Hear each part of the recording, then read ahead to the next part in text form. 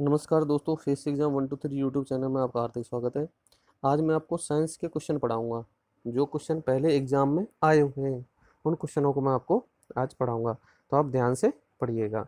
और आप चैनल पर अगर नए हैं तो चैनल को सब्सक्राइब कर लीजिए, जिससे जो भी हमारी नई वीडियो आती है वो सबसे पहले उसका नोटिफिकेशन आपके पास में मिल जाएगा। और बेल आइकन होता है साथ में, तो उसको भी आप दबा लें। तो चलो पहले क्वेश्चन पे चलते हैं। पहला क्वेश्चन है, अपने बाएं हाथ में पेन को पकड़कर एक व्यक्ति अपना प्रतिबिंब शीशे में देखता है कि पेन दाएं हाथ में है। यह निम्न में से किस घटना का कारण है? तो ये किस घटना का कारण है? पार्श्व व्युत्क्रम।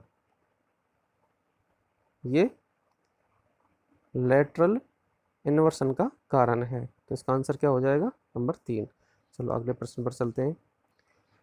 मास m के साथ चलती हुई वस्तु की गतिज ऊर्जा E के एनर्जी ऑफ काइनेटिक, तो इसको काइनेटिक एनर्जी अपन बोल देते हैं, का मूल्य क्या होगा यदि उसकी इसकी गति को b से बढ़ाकर 2b तक दोगुना किया जाए। तो उसकी क्या वेलोसिटी को क्या कर रहे हैं, गति को क्या कर रहे हैं हम, b से बढ़ाकर 2b कर रहे हैं। तो ये पूछ रहा है इसकी एनर्जी, गतिज ऊर्जा है जो इसकी, उस पर काइनेटिक एनर्जी पर क्या प्रभाव पड़ेगा। तो वो कितनी हो जाएगी? अगर उसका वेग दोगुना कर देंगे तो काइनेटिक एनर्जी उसकी कितनी हो जाएगी? गतिज ऊर्जा हो जाएगी उसकी 4 गुना। तो उसका क्या हो जाएगा? 4e के। चलो अगले क्वेश्चन पे चलते हैं। यदि कंडक्टर का प्रतिरोध दोगुना हो जाता है तो विद्युत धारा आधी हो जाती है। यह किस कारण से होता है?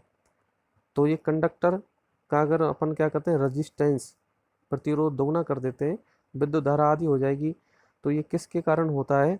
हम जानते हैं कि जो करंट होता है आई बराबर होता है V/R, ठीक है, वोल्टेज अपॉन रेजिस्टेंस।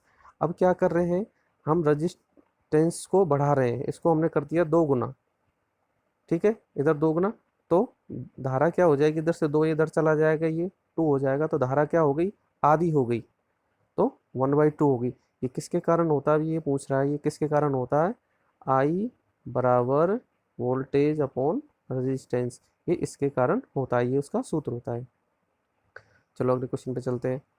जब वस्तु को P और F के बीच रखा जाता है तब एक अवतल दर्पण द्वारा बनाई गई छवि की स्थिति का पता लगाएं।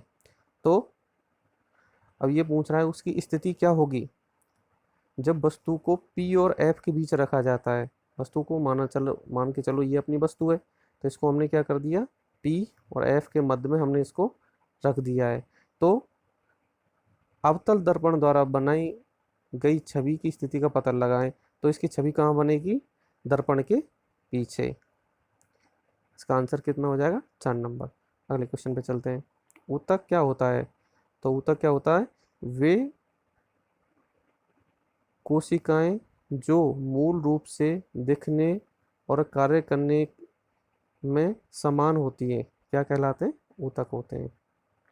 अगले प्रश्न पे चलते हैं। एक प्रकार के अलैंगिक जनन को पहचाने जिसमें जड़, तने और पत्तियों जैसे पौधे के कुछ हिस्से के माध्यम से प्रजनन शामिल है। तो क्या होता है? वानस्पतिक प्रजनन। ये बहुत ही इजी क्वेश्चन है, पर थोड़ा सा ध्यान से पढ़ने की जरूरत है। अगले प्रश्न पे चलते हैं।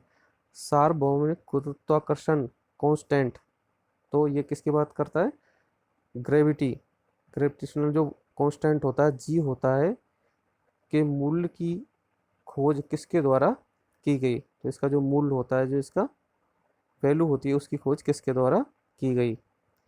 तो किसके द्वारा की गई थी? ये हेनरी के द्वारा, ठीक है। अगले प्रश्न पे चलते हैं। निम्नलिखित में से कौन सा एक अम्ल का गुण, अब हमें गलती कहाँ होती है कि गुण नहीं है, अब हम क्या पढ़ जाते हैं, कौन सा गुण है, तो इसको ध्यान से पढ़ना, गुण नहीं है ये पूछ रहा है। अम्ल स्वाद कड़वा होता है।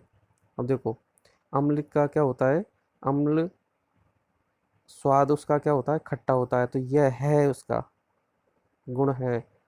अम्ल क्षार के साथ मिलकर लवण बनाते हैं, ये भी ठीक है। या क्षार अम्ल के साथ मिलकर लवण बनाते हैं। अम्ल नीले लिटमस को लाल में परिवर्तित कर देता है।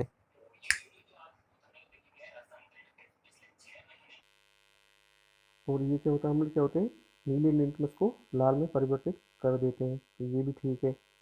तो अम्ल का स्वाद कड़वा होता है, ये बिल्कुल गलत है, क्योंकि इसमें दे दिया अम्ल का स्वाद खट्टा होता है, बिल्कुल खट्टा होता है, ये सही है। तो कौन सा नहीं है, अम्ल का स्वाद कड़वा होता है। चलो अगले क्वेश्चन पे चलते हैं। मानव नरों में मूत्र और वीर्य के प्रवाह के लिए एक ही अनांग है, जिसे क्या कहते हैं, तो ये क्या होता है, मूत्र मार्ग, ना कि मूत्र वाहिनी नहीं होता, मूत्र मार्ग होता है। अगले क्वेश्चन पे चलते हैं। जब हम आवधिक तालिका के समूह में नीचे जाते हैं तो क्या होता है, सेल की संख्या बढ़ जाती है। तो इसका क्या आंसर है, 2 नंबर, क्या होता है, सेल की संख्या बढ़ जाती है। ठीक है ना। अगले प्रश्न पर चलते हैं। एक एल्कोहल का क्वथनांक 78 डिग्री सेंटीग्रेड है, केल्विन पैमाने पर तापमान कितना होगा, तो उसको केल्विन पैमाने पर तापमान कितना होगा, 351। ठीक है, इसका आंसर होगा। अगले पे चलते हैं। दांतों में सड़न शुरू हो जाती है जब मुंह का पीएच कितने से कम हो जाता है, तो उसमें अगर 5.5 से अगर ज़्यादा रहता है पीएच मान, तो दांतों में सड़न नहीं होती है, और अगर इससे कम में चला जाएगा तो दांतों में सड़न उत्पन्न हो जाती है। अगले प्रश्न पर चलते हैं। स्वाद का पता लगाने के लिए अभिग्राहक को क्या कहते हैं, तो क्या कहते हैं उसको, रसस्वादी अभिग्राहक। ठीक है, अगले प्रश्न पे चलते हैं। खाली जगह की प्रक्रिया में लोहे को जस्ता की एक कोटिंग द्वारा संरक्षित किया जाता है, तो उसको क्या कहते हैं, गैल्वेनाइजेशन। इसका आंसर नंबर 3। अगले प्रश्न पे चलते हैं। निम्नलिखित में से कौन सा एक एम्फोटेरिक ऑक्साइड है, तो वो कौन सा है, इसमें से एल्युमिनियम ऑक्साइड, यही है। अगले प्रश्न चलते हैं।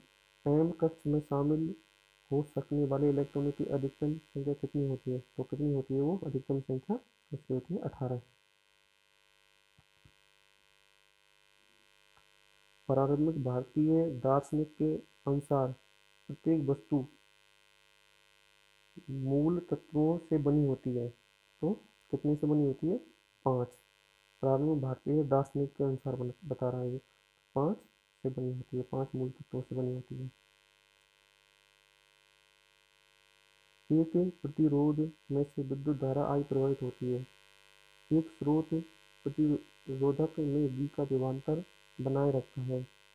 समय t में स्रोत द्वारा आपूर्ति की गई ऊर्जा की मात्रा कितनी होगी, तो कितनी होगी मात्रा, V I, और कितने समय के लिए है, t के लिए, तो कितना होगा, V I t। 3 नंबर। ऊपर उठाए गए हथौड़े के पास क्या होता है, तो उसके पास में क्या होता है, ये हमेशा रखना है। हम क्या करते हैं, ऊपर उठाया हथौड़ा क्या होता है, गति में होता है, तो हम उसको क्या करते हैं, गतिज ऊर्जा कर देते हैं, जबकि उठाया हुआ है वो, और उसके पास में कौन सी ऊर्जा है, स्थितिज ऊर्जा, ये नहीं है। तो इसका आंसर कौन सा सही हो गया, 2 नंबर। आप चैनल पर नए हैं तो चैनल को सब्सक्राइब कर लें और बेल आइकन को दबा दें। जय हिंद, जय भारत।